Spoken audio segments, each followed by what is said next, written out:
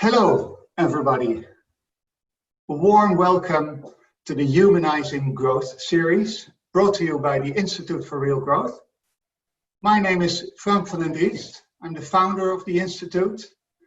And with me today, I'm honored to have Hans Ploos van Amstel, the Chief Finance Officer of the Adecco Group, which is the world's largest temp agency.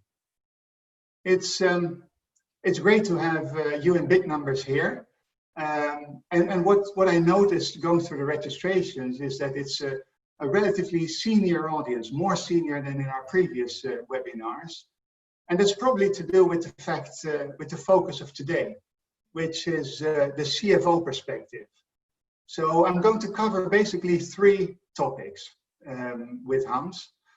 First of all, the shift that we see happening from a short-term focus on maximum profit delivery for the shareholders to a much more humanized, long-term focus on value creation for all stakeholders, including the shareholders, by the way. The second topic is that I'll talk with Hans about is the role of marketing and of the CMO in particular. And the last topic is the relationship between the CFO and the CMO. What makes a healthy, a fruitful and collaborative relationship? What are the do's, what are the don'ts, what are the tips, what are the tricks? So that's definitely what I'm going to cover. In addition, I would like to urge you and recommend you to post questions. After the first three questions, I'll start opening a Q&A and share your questions with Hans. But Hans, welcome to you. First question, where are you and how are you? I'm doing well. Thank you, Frank, and welcome everybody to this webcast. I think it's good to have a reflective moment in this time. These fireside chats are important. Maybe I give a small introduction on the Adecco Group. We employ over 600,000 people for our customers across all sectors of the economies and also from help desks to logistics provider. And if you probably had bought an e-car this week or last week, we would have installed it in your house. So we do multiple things and we're the largest provider of our placement. Yeah. And I'm home at the moment in beautiful Switzerland. Yeah, with a beautiful fireside, with the fireplace behind you. Quite on point. Hans, being in a human capital business, I guess that C-19 must have hit hard. Can you tell a little bit about now and about what's happening at Adecco? Yeah, we're going through an unprecedented period of history. I think what is first and foremost important for all of us is the human side. I think we have to be here for people, and I think people first. Because the first point I always say to my people, we will be remembered in this society, how we manage this from a societal perspective. For sure, we also need to manage the business continuity. The economy, if you see the decline we have faced over the last 4 weeks, is double the speed of decline of 2009. So the economy is really contracting because locking down the economy is moving all companies from the offense to the defense has an impact. I would say to all of you, manage the crisis, but that's not the objective. A quarter is only 1% of your market value. Make sure you keep your eyesight on your strategic objectives while you sail through this crisis. And tell it to your CFO. For sure, we need to manage the crisis, but that ain't our objective. It's going through the crisis together with that human touch, because people will really remember you, how you dealt with the people during this situation, both as a business and as an individual leader. Yeah, I can't agree more. I actually was talking earlier today about Virgin, which I think is a worse practice in this case. That's I think done a lot of damage to the equity of the brand. by, I think the first reaction was to lay off a lot of people, knowing it's owned by a billionaire. That's, I think, the worst case example of that. Hans, well, what I first want to talk about is your CFO perspective on this shift that I alluded to in the introduction. The shift away from, let's say, the good old Friedman days. How did Friedman say it? Your only objective as a corporate is to bake as much money as quickly as you can, or more or less his word, for your shareholders, to what we call real growth, or a more human-centric approach to growth, which is about creating value for all your stakeholders. That means your colleagues, your customers, the communities that you operate in, and the shareholders. That shift, and we hear a lot about it. The Business Roundtable made a whole declaration of purpose of the corporation. America's 200 biggest company CEOs did that. In Davos, it was a big topic. So it seems to catch on. How, as a hard-nosed finance man, do you look at this? Yeah, I wouldn't be a CFO if I wouldn't like money, for sure. I think when I studied, which was a long time ago, the role of business was about business continuity. That was in the books. And my first employer was Procter & Gamble, who takes profit as a reward for doing well. Profit as a reward. And that the societies we live in prosper. That's deeply embedded in the purpose of Procter & Gamble. I've seen the other side. I worked in the fashion industry, where cotton, human rights have seen the other side, and you have seen the backlash of society to that. And you can imagine in our business that we deal well with flexibility is very important for the sustainability of our business model. So I don't think that has changed, but in business we focus too much on the P&L. I am very pleased to see whether you go to the World Economic Forum, whether you talk to the investor, or even private equity. If you read the reports from the best private equity, it's on the agenda. We're in the ECB advising on monetary policy with other companies. What I'm very happy at now is that people are seeing the need. They're struggling more on the how, so it's moving. I'm very pleased with that, because without bringing all stakeholders along in this society, growth won't continue and won't sustain.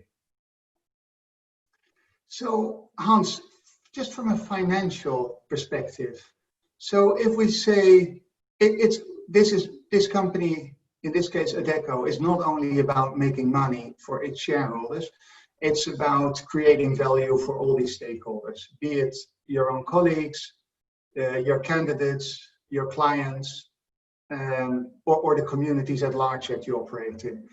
How do you quantify that? I mean, as a finance man, how do you look at it? So when do you say good is enough, or, well, we need to at least we need to maintain these profit levels before we can do good? What comes first and what gives first? I think it's going to be the power of the end.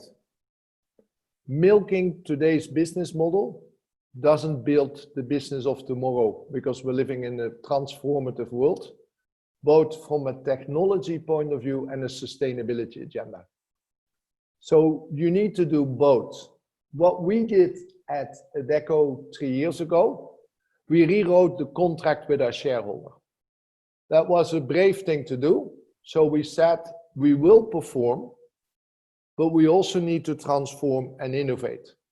And when we rewrote first the shareholder contract, that we said, we reinvest 3 years of profit improvement for the future. And we took our shareholder along that journey. And one of the things was the Grow Together program, but also our Innovate agenda and digital, which will be investments for the future. That was difficult at the beginning, because we were, for the shareholder, compromising short-term profit for long-term benefit. We're now 2.5 years later, and the shareholder sees the need and is committed. But you have to also have a little bit of courage that you make that clear. And if I see how much stronger our business is today with our customers, with our candidates, and I can give you examples of that, you see that the shareholder sees that. But in the beginning, you have to rewrite the contract, and this is where the business and the CFOs need to work together so that you can drive that agenda from the eyesight of tomorrow to the eyesight of continuity and sustainability. That sounds great, Hans, but I'm a little bit skeptical because although, let's say, 75%, I believe, of all investors are long-term investors like pension funds and so on, I'm always skeptical about their words on long-term orientation, because I have the sense that if they feel that by selling Adecco stock today, because Adecco is first going to do 2 years of investment and move to your competitor Randstad or Manpower, they would do it, and they would come back the moment your investments start paying off. Or is this a too cynical view? Tell me a little bit about the dynamics of investors, be it long-term or short-term investors. You hit the nail, because the investor will say, we come back after the transformation. Yeah. And that is driven by the fact that many management teams have promised transformative change and have not delivered against it. So I think that mirror goes both ways. If you do a good, which we did, we launched the Perform, Transform, Innovate during our Capital Markets Day. That day the share price will go down, but nobody can sell it, because you lay the expectation in a clear new contract, which you launch like a press release early in the morning. So we are also have to implicitly buy the transformation or sell at a discount, because you bake in that the milking of today doesn't work. So when we did our first investor day, our share price did not go up. But everybody was in the room saying they launched it before we could sell, because that's how a Capital Markets Day works. Yeah. And now we have no choice to listen, because the discount that we believe or not believe is into it. And that's the courage you need to have, because milking today without investing doesn't work. And I think the investor is skeptical because many management teams have not delivered on it. I think we have to look in the mirror here, whether it's M&A or sustainability agendas. I think we as management team also need to take our responsibility. I think that's a two-way street. Yeah, clear. So Hans, our viewers are mostly chief marketing officers, marketing experts, and other growth leaders. And it's particularly interesting to have this conversation with your background, you being a CFO, with a background, and you mentioned Procter, you've worked at Levi's as a chief financial officer. Procter, typically a marketing company. So, and I know from working with you over the years, you have very good feel for marketing and for the demand side of things, which probably makes you such a successful CFO as well. So I'm going to ask you a few questions about marketing and CMOs, and probably by your and my accent, the viewers will have guessed that we're both Dutch, even though you're in Switzerland. But be Dutch direct, right? The viewers can want to hear the brutal truth. With the shift that you see, and with the accountability that you preach, that leadership should take on board with this shift, what do you see as a role for marketing? For example, in your Adecco, the announcement, where did marketing come into play, or where they should have come into play? And if it's not with Adecco, it could with just in general.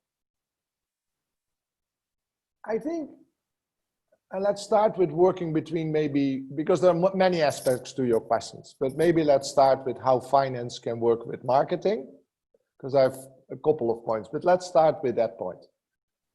I've always enjoyed working with marketing, also at Adecco, where the marketing department really helped us shape the Grow Together initiative and our value creation. I would first say to the marketeers, there's a few things you can do together with finance. First, take finance away from the desk. When I started at Procter, they took me to the focus groups. I honestly, in the beginning, wasn't so interested how women do their detergents because I liked spreadsheets. I had to sell detergents on a Saturday in a store. At Levi's, it became automatic that I went to the store. At Adecco, I go to the branch. So the first thing I always say, bring the finance people out of that spreadsheet into the world. Because you build already a better relationship and you start to talk the same language. Because I think marketing people and finance people have quite a different language. The creativity versus the structure of the data. And how you shape value together.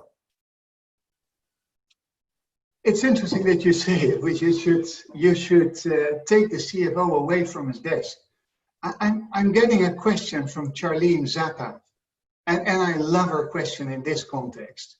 She says, our new fiscal year starts today. We're spending hours and hours trying to get our forecast to the Wall Street right. How important is guidance to our investors in these highly uncertain times? So I'm quoting her question now because it feels like the CFO is putting the marketer behind her desk rather than the marketer taking the CFO away. Maybe that's typical only for now, but I'm very interested in your answer on this. Yeah, I think I'll give a short answer. For me, a budget can only be a guardrail, so you have a measurement. It's like when you go sailing. But the wind is changing every minute, so you have to course correct. And I think in many companies, the budget process is way too rigid. And it feels, because it gives a false sense of security. Because the real benchmark, are we winning with the customers, or are we winning with competition? Yeah. Now, you need a budget, but I think an agile budget going forward is important. What we have done with the Corona crisis ourselves is I only do the budget global, because we need to make sure we come through all our cash commitments, the shareholder commitments, but we said to the countries, don't be too bothered about it. I think still many companies have fixed budgets. I would say as guidance, do them, but don't spend too much time on it. You need the guardrail, but it's not the absolute truth, cannot be. So, along the same point, I remember that when Paul Polman took the reins at Unilever, I don't know, 10, 12 years ago now or something, but the same day he announced that he would stop quarterly reporting of the profits, and that cost 6% of the value of the company, billions of dollars. He said because it's a distraction and it's a terror that we have to put so much time in those quarterly reports. How do you see it? What's your point of view? Should we all do that? It was a brave move. He did it on his first day.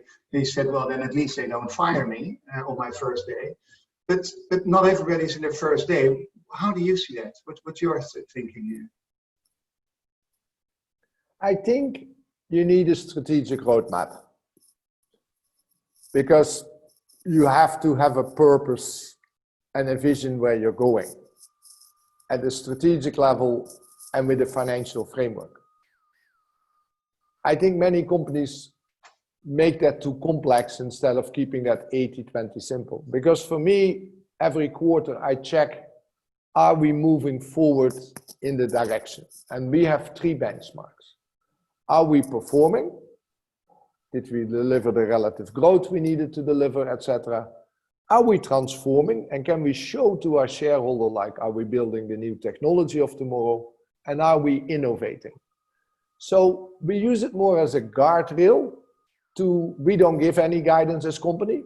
And in our business would be impossible. So we're a little lucky. But I think this is where the financial markets are still too rigid. They love to hold on to that spreadsheet, what you said. It's easy, right? If you're behind the investor spreadsheet, I can say to Frank, you promised me this last month. And then you say, but Hans, it's impossible. We have coronavirus. And I think it's also a little bit the courage to talk like I talk. One thing I learned when I got a little older, I see a budget as a guardrail. I've been beaten up sometimes by the board. I said, guys, it is what it is. We are not on the guardrail. This is what we need to do. So my point is, it's good to have a guardrail, but don't make it the absolute truth and like the religion of the Bible. That's not what it is. And I think here I would work with finance, bring them out of the desk, bring them in the business, so that they better understand that. I think in a transformative world, you have to work together and you have to make each other see that there might be a better way and a different way. So I think this is where this relationship between finance and the business, we both need to invest in, because for sure together you will find a better answer. But take them to the store, as I said, build some projects together. I can give you examples of that.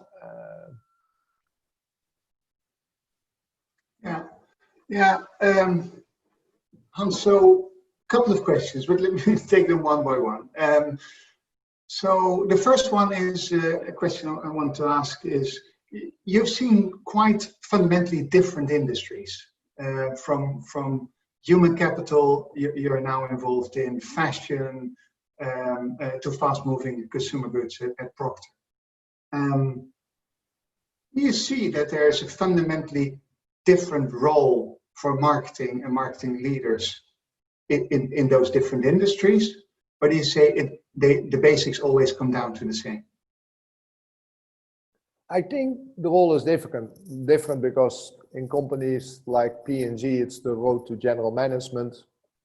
I've seen fashion organizations that the merchant, right, has a little bit more say than the marketer, but there are a lot of common truths. I think where marketing really can help with finance also, I think, is shape a growth agenda, and a growth agenda through the gross margin. Because in a world of today where you need to invest, you need to think through, and that's a common thread throughout all my businesses, how can we create more value to get a higher gross margin? Because if that lifts, you can do a lot. And I think this is something where the magic is the value of the gross margin and the growth. And I always say value over volume. Yeah, that's really interesting. That hard focus on margin, which is, I guess, a lot about premiumization and obviously good pricing. So I know that in Adecco we work together on the digital transformation of Adecco, the Grow Together, and after some troubled starts, you took the reins and you led the transformation, a transformation that began with the work that we did was around defining the customer journey, and we did a lot of work in that space. It was really rigorous, and you took that really as the backbone for the digital transformation. It made me think that for a digital transformation, if it doesn't start with the customer journey as the backbone, as a lens through which you look at that transformation, it's a missed opportunity. It doesn't say that it would be a failure if you don't do that, because you can definitely achieve cost savings, etc. But it's a missed opportunity. And we talked a lot about that. How do you see that? And why did a CFO, why did you take the lead there? I first think that if you only take cost out, you will commoditize the business and the pricing will go.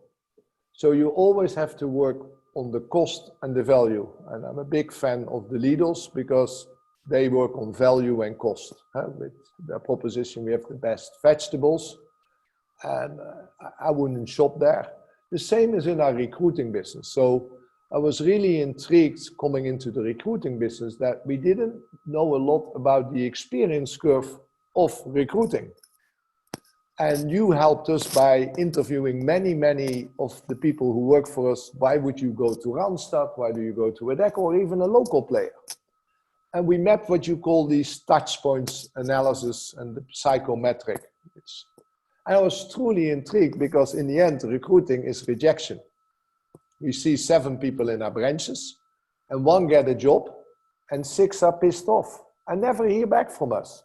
And I was intrigued by that statistics. And when we were building our new candidate apps 2.5 years ago, we also started to measure the Net Promoter Score with the candidate. So we introduced Net Promoter Score.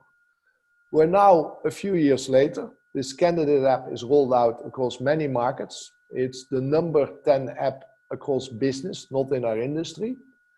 And we reject less people. So you can anonymously look for a job, Frank. You don't need to come to me, which is already intimative. And you don't come back home and your wife says, Frank, why didn't you got the job? Well, statistically, it's 1 out of 7. Well, we're now making it 1 out of 6. And it's going to go to 1 out of 5, which means we can faster place a candidate. We reject less candidates. And I smile as a CFO because you can imagine the costs come down. And we have seen that the pricing power improved with it. So it's a good example where you care about the candidate, the customer is happy, you leverage technology and experience, and your gross margin goes up. Yeah, great. So I think that's a beautiful example of a CFO working, from a place of strength with marketing to achieve the growth you're after.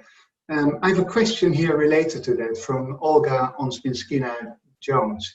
She says she thanks you for the insightful chat, and she says, well, where we're today and looking forward into the future, what is your suggestion to marketing leaders about retooling their toolbox to become true growth leaders, future-proof growth leaders?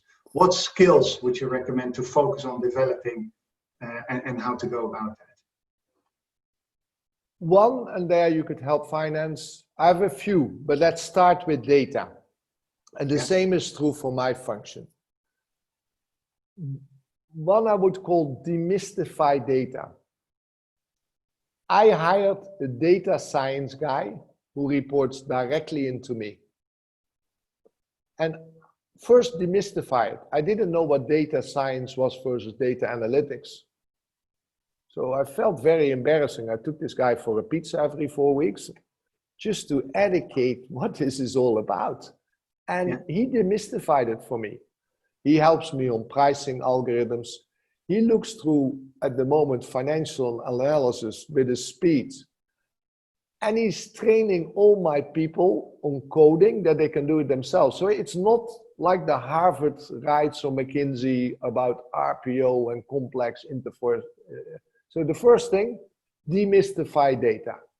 Yeah. Demystify, and it's not, take a young guy like that and just, we're dumb in it. At our age, we have to admit that this is not our core strength. We have all big jobs, but we're not big in data. So first thing, become big in data and demystify it. Familiarize technology. I've seen it in my own function. I always say to the board, replace Hans with an Alexa, because finance can become self-service with daily reporting. We don't need Hans. So think through where you can leverage technology in your function, because the lines between the physical and the technology world are blurring. That obsolete businesses, but also functions. That's the thing. So it's data, technology, and how does your value chain move? So just don't think through marketing, think through value creation of the business, and then how you market that. So open, what is our value proposition of the future and how we evolve that? And I learned that you can do that then in transformative steps, because you have time. I see it in our industry. It's not as daunting as sometimes you read in these magazines. I've seen that at Echo that in 2-3 years, by working together, you can make some good steps together to drive that. Okay, so those are 3 clear recommendations. Carlos Fonseca also has a question for you related to the data point. Is it, how do you see data privacy, GDPR and beyond, affecting the marketing role and overall the ability of companies to do business? What do you see as the risks and what do you see as the opportunities? That's a very good question, which for our industry is very relevant, because you can imagine we have a lot of sensitive data, including your payroll and whether you have been. I think you can do still a lot with the data by anonymizing it. So you need in the technology what they call, right, good encoding, that you can strip away what is private versus the data you can leverage. Because we can give recommendations to, if you are a truck driver, I know, Frank, whether you could do coding through what we know from you, and we can pay for that. So you just need a good layer between what's the private data and what you can shift through to get that data richness you need to be more specific to the customer. Because in this world as well, my wife is at the moment not so happy. She ordered a new KitchenAid machine, and which was in stock 3 weeks ago. And now she only gets emails because of Corona crisis. They almost don't care that Malou exists. So I think the other side of this data is the individual touch point. If somebody would have just written a card to Malou, we apologize. Yeah. We told you so, but we can't, would have been forgiven. And I think the individual touch you can do, but you need a good encrypting between the privacy data and what you can leverage. And you can leverage a lot more. So it's not too bad. Yeah, yeah. Hans, I'm getting another question that's, I like the question a lot because I never asked you, and I should have in all those years.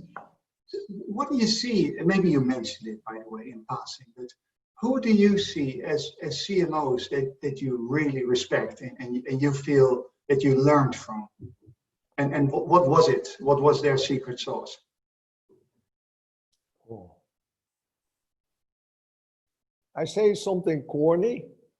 No, because if your mind is not open to learn from everybody, then you never learn. And I truly believe that. I didn't study very well when I was young. So, and that's actually a blessing because I probably listen more to different people. I learned a lot from the Proctor marketeers. And they were very inclusive working with finance. They taught me a lot. And they gave me actually sometimes the room to do things. So I like that. We would go to the customers together. I think that dialogue helped a lot. So this really, so one thing I learned that marketing, who were generally interested in this stupid finance guy. Yeah. That is deep in the DNA control. They weren't afraid of the finance people. I sometimes have a feeling that they rather take a detour to not talk to and meet the CFO. You cannot, yeah, well, that's a separate discussion. The second ones I learned a lot from were in the fashion industry, because the emotional side of fashion brings the marketing to a different level and dimension. Yeah. And in our business, I worked with our CMO very closely, and he was also very keen to learn from me, like, hey, we are a very operational business. No, we don't do MPS programs. And then we worked with you. So embrace the learning is my biggest thing. And work always as a team. I don't believe it's about a perfect marketeer or perfect finance guy. It's this, the power of the end is how you shape value. But I think reaching out to each other. I think silos are killing. Yeah. And my advice to you, invest time in building this relationship and in the learning curve. Because we both know when you learn, it's like going to the gym the first time. It's not going to happen in a week that, you know, I lose my stomach. That takes probably a year, right? And the same when you learn a new skill set. Huh? Don't give up. Also there, a long-term view. So one of the learnings from our real growth study, that's the backbone basically of our curriculum in our leadership program, is that commercial acumen with growth laggards, with the leaders at growth lagging companies, is a major issue.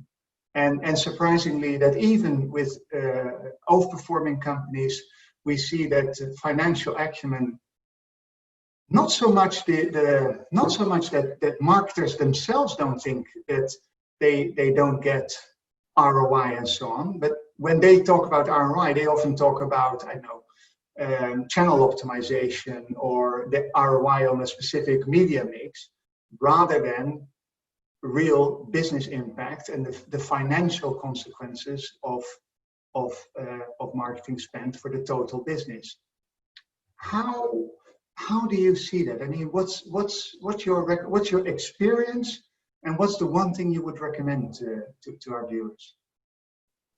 Don't be precisely wrong. I like that. And my point is, when the soup is good, the soup is good. I'm not so worried how many tomatoes are in the soup versus carrots. And the point is, I think we have seen that throughout, we want to sometimes get in the minutious precision on optimizing the rate of return. And I think it goes against this humanizing growth or having the faith of profit follows. I'm a true believer that profit follows and that you have good leading indicators. For me, in our business, there are a few statistics. The one I mentioned, the 1 to 7. If I bring the 1 to 6, is 150 million savings. And I piss off less people. So I don't go then into, so I pick like 3-5 funds. The other one I pick candidate redeployment ratio in our industry. We have 600,000 people at work every day at customers, and we only redeploy around 25%. Randstad does the same, so we're not different. Nobody knew when we didn't measure it. If I get it to 50%, which is obviously crazy, I would double the sales. If I redeploy the candidates at 50%, so I just pick 3-5 things where everybody says, gosh, if we do move those. So don't get in the minutiae of everything. I know at Procter we had these things. We wanted to know the return of each TV advertising. I'm not a believer in that. I believe pick your 3-5 must-win things, and drive against it and keep going at it.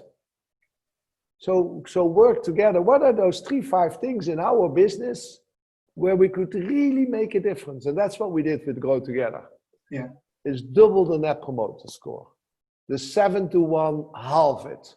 The candidate redeployment rate, the order fill rate, which is in our business. So we picked like 4 or 5 key things and nothing more, because, and the rest, you know, you can optimize everything, but you get lost in the weeds and the world is changing too fast. Yeah, I get that. But it's hard to pick them, eh? Sorry, say it again? It's not easy to pick them. No. Distilling simplicity is the most complex part of business. Yeah, I can't agree more. And the importance of focus, definitely. I have a question from one of the participants of our leadership program who is viewing, Kirsten Allegri Williams. She's the CMO of SAP SuccessFactors. You might know them. You might know her even, but so from the, what she goes back to something we touched upon in the beginning. She says, how do you balance the multi-stakeholder requirements of humanized growth, customers, communities, colleagues, and capital markets?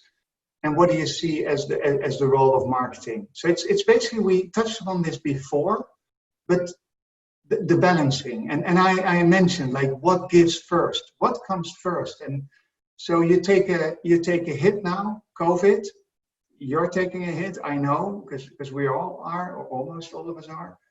What gives? How do you balance those different, the requirements for these different stakeholders?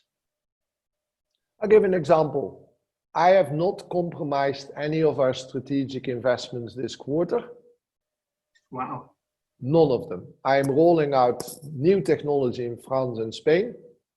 I'm continue to build new products with Grow Together, and we continue full speed on our innovate agenda because we know we need to do that. And that makes no sense to postpone because it's pay me now, pay me later. I think you need a little bit of courage to make the trade-off. I think it's a very complex question, but my answer is the following. It starts, I think, with belief. If you do believe, which I personally believe because of what I said, that profitability is a reward. We cannot prosper if society doesn't prosper. So you know then you need to bring all stakeholders aligned, but you don't need to do it every week. It's like with the children. Sometimes we need to do homework, sometimes there is fun. And I think with the multi-stakeholder approach, what I've done at Adecco, when we sell businesses at a good profit, I always put part of that in the foundation so we can do things beyond our business model. I've donated large amounts and the shareholder has never seen that. I love the detail of the analyst, and every time I sell a business and I put stuff in the foundation to do, like we're working on unprivileged people back into the workforce, which is one of my personal agendas. So I think it starts with belief and have the debate. And I think marketing should not just please the customer, they should also help the CFO. How do we position it to the shareholder? Yeah. And how you do, because it's a constant rebalancing, I would say. And as long as you know that belief that you cannot win on the long term, I think it starts with the belief. Hans, it's, and I don't mean that in an unpleasant way, but you make it sound so easy. So the question that Javier Mesa, he is the Chief Marketing Officer for Coca-Cola, the sparkling business of Coca-Cola. So he has a pretty direct question to you. Would you be comfortable sharing one important mistake that you / Adecco did in the last 60 days? And what did you learn from that? Could be in the context of the multi-stakeholder discussion we had, or in a broader sense. I'll give you a few mistakes I made. Okay. Whether they need to be in the last 60 days. I sometimes have forgotten to take stakeholders along, and that then bites back to you. I'll give you in the beginning at Adecco. I truly believe we needed to invest, and bringing the board along that agenda instead of, hey, you are a new CFO, you need to perform. I've been taken to the woodshed as well. So my life has not been a straight line. Believe me. And I have multiple things that either sometimes I can be too much the CFO. So I'm not saying I have it all. I have enough bruises in my life, believe me. I've just learned through those bruises that, once in a while you get a bruise. And it's part of the multi-stakeholder engagement, right? The reason why the CFO job is pleasant but very difficult has always been, as CFO, you always are between the management, the board, and the shareholder. You're like the shock absorber. So sometimes you take the shock and sometimes you give the shock. And in the multi-stakeholder environment, I think we all need to think like that. That if we do this, we will get a shock from that. And don't take it personally. It's just part of this transformative world that somebody needs to be the shock absorber. And I think we all play that role to keep the traction of the success of the future. The shock absorber has a very important role into your car because it keeps the wheels on the ground, that you don't slip. But we sometimes take these home. So I've been beaten up. I've made mistakes. At Levi's have had very difficult moments sometimes in the transformation because I was in high yield debt. I was close to bankrupt in the beginning. So, and it maybe sounds easy, but my life has not been easy. Nobody's life is easy. But it's like Paul, have the courage. I think I've worked for Paul myself. One thing, he has the courage and knows, I think, very well how to deal with that between his shareholder, society, and himself as leader. And I think in a transformative world, that's what you need to accept. And but that doesn't make it easy. It makes it sound easy. Believe me, I have a few bruises. I hear you. You haven't been too specific about the mistake, but I'll let that one go. But what I do want to know is, we call this, we talk a lot about human-centric growth. And human-centric to me is the same as multi-stakeholder. So the human, as your colleague is pretty clear, as the consumer or customer or the candidate in your case also. Communities we can relate to because we're all part of it. But I think the same is true for shareholders. So the way I mean, in the end of the day, it's people, it's human beings making those decisions, deciding to invest in you, in Adecco or whatever your company is or not. To what extent is that realization and the skill to, let's say, the empathy to relate to the human behind the investor? Is that a topic that resonates with you? Do you have any comments to make on that? Or do you see them as algorithm? Basically, they do, they're rational, and at some stage an algorithm can replace them as well. I've written a white paper to this point myself for the ECB. I believe humanizing growth is extremely important for society, with a deep economic truth behind it. Economy is very simple. You need more people at work at a higher level of productivity. So if we don't bring people to the technology agenda, growth will not materialize. That's the fundamental thing of economics. So all shareholders cannot not agree to that point because it's 1 on 1 and 2 in economics. And why is this so important, Frank? And I'm going to be a little longer. Because there's an economic foundation to your humanizing growth agenda. We have less people because of the demographics. So we need to increase the participation rate.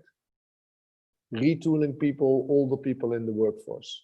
Bringing more people who are not working today in the workforce. We need to work on the participation rate. Otherwise we won't have growth in society. It's that simple. Productivity is subdued. And we need to enable to become more productive. This hasn't changed. If you read economic history, even 5,000 years before Christ, this has always been the case and always been. So your humanizing growth, bringing people along the technology agenda, is the only way we will grow. There is no other way. And if technology or capital forgets labor, here's where I'm a socialist, then throughout history, that doesn't work. And I think this is very important. I think when we invest, we need to invest in people and technology and make growth more inclusive because otherwise there's no consumption. Yeah. There's a fundamental economic truth, and I'm a CFO in my heart. For me, 1 on 1 is 2, and if we don't make money, believe me, I can be a tough CFO as any of your CFOs. And people who know me know that. But I truly believe that we need to humanize the growth because there's an economic truth behind it. And we now need to invest. And that's the only difficulty post-corona. We should not go on the savings. We should press the invest button on sustainable.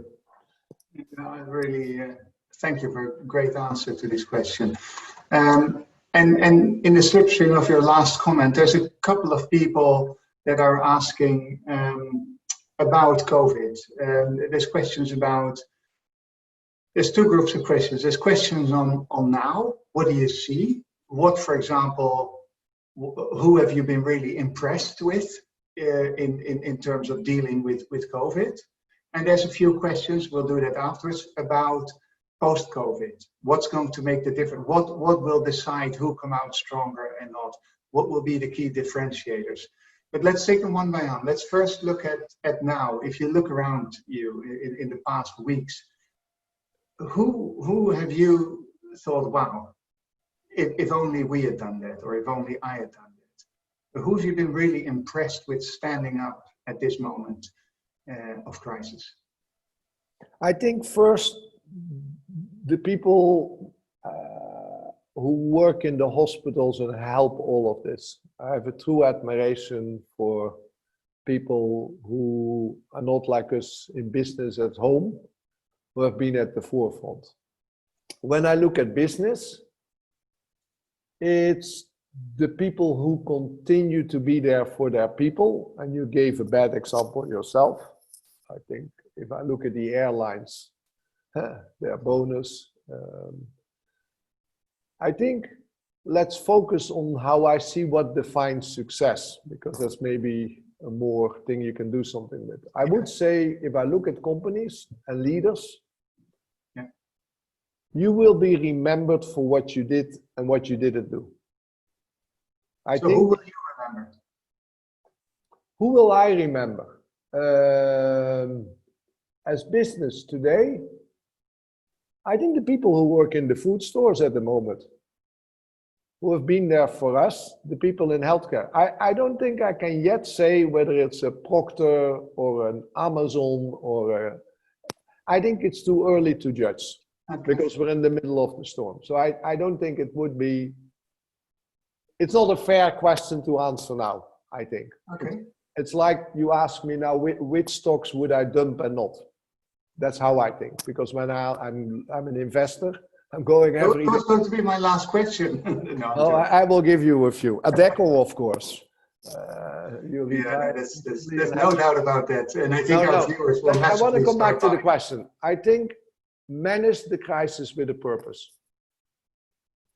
And where do you want to be out of the crisis? This quarter, whether you save a little bit more or less, really, you won't be remembered of. It's less than 1% of your market cap. How will you regain your business post the crisis, re-engage with that consumer, which will be a different consumer? Yeah.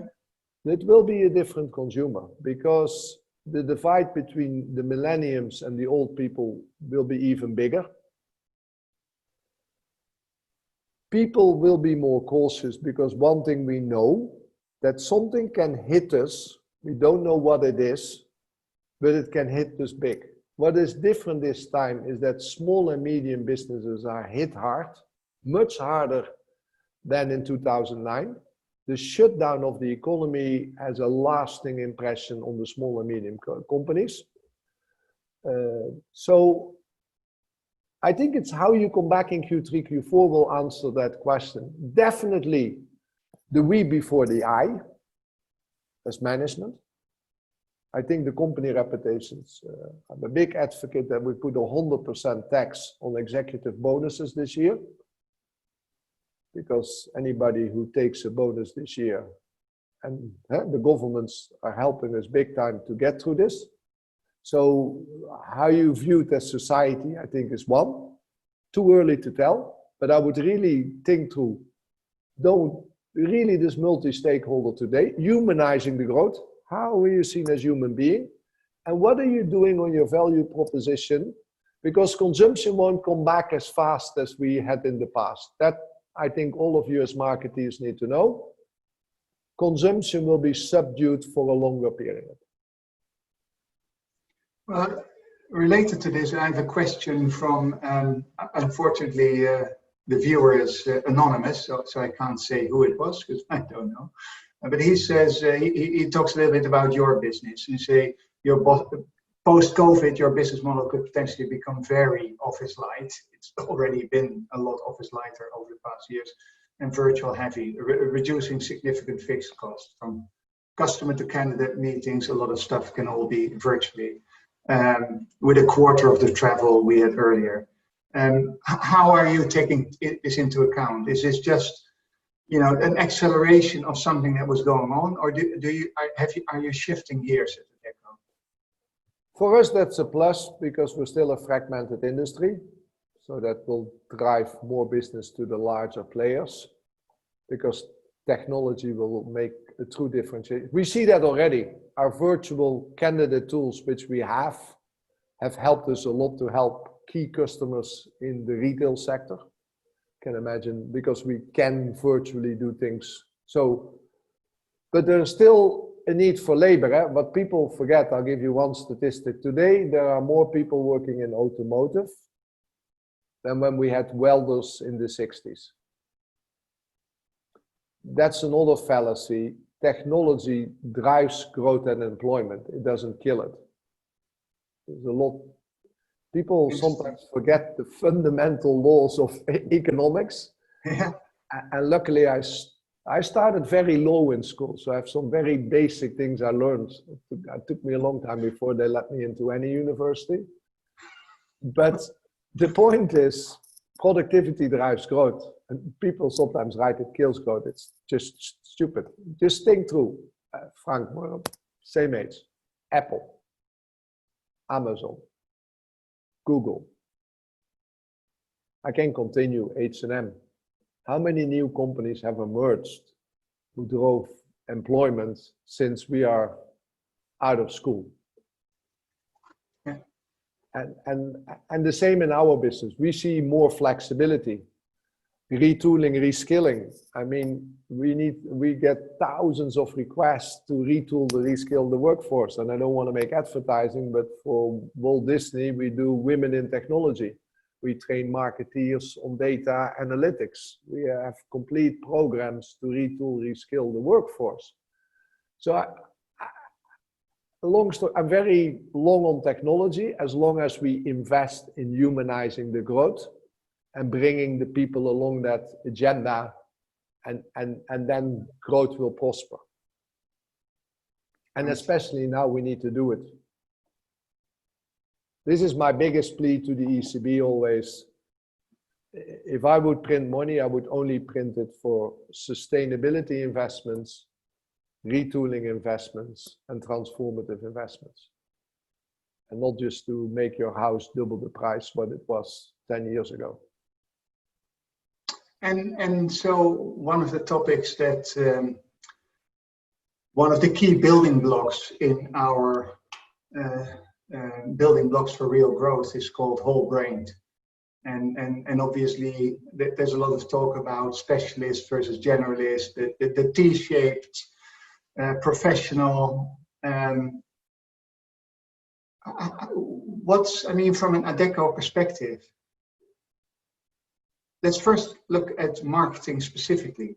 Do you see, with all the changes, you mentioned technology, you mentioned data, you also mentioned human insight and human connection. What is your recommendation in terms of specialization versus generalization, and even just getting experiences from whole different fields like music or art, or how do we, what's your view, or what's Adecco's view on the future professional, especially in marketing?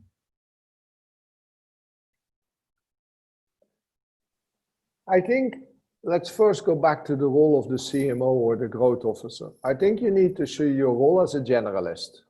I see my role as CFO as generalist, but I have a lot of specialists. It's like when you're orchestrating in front of the orchestra, the music comes from specialists. The same when you're a general, when you are the general manager of a hospital, you need a lot of specialists, right? You need radiologists, people who know certain diseases. And unfortunately, today we don't have a corona specialist. So I believe we need new specialists, and we need very good generalists. And the generalist needs to put the specialists together in a way that, like with music, it's beautiful music. Or in the hospital, that the whole thing works together between the blood test, X-rays, which is a specialist, right? Because they need to now, going forward, have the new diseases in. Now, to translate that to business, data science, technology, and how do you keep the human touch in that world? Because otherwise you commoditize your business. So whole brain. Yes, oh, for sure. And any business model today which wins has that. The new winners have both. Hans, we are at the end of our conversation. Let me just ask one question that I had on list, which is, and you mentioned, well, the chief marketing or the chief growth officer. If you would become the CEO of a very large corporation tomorrow, and you would have to hire for the position, would you hire a CMO, a CGO, or what do you see? Do we need both, or can they be replaced by the chief digital officer? How do you look at all of those shifts that are happening?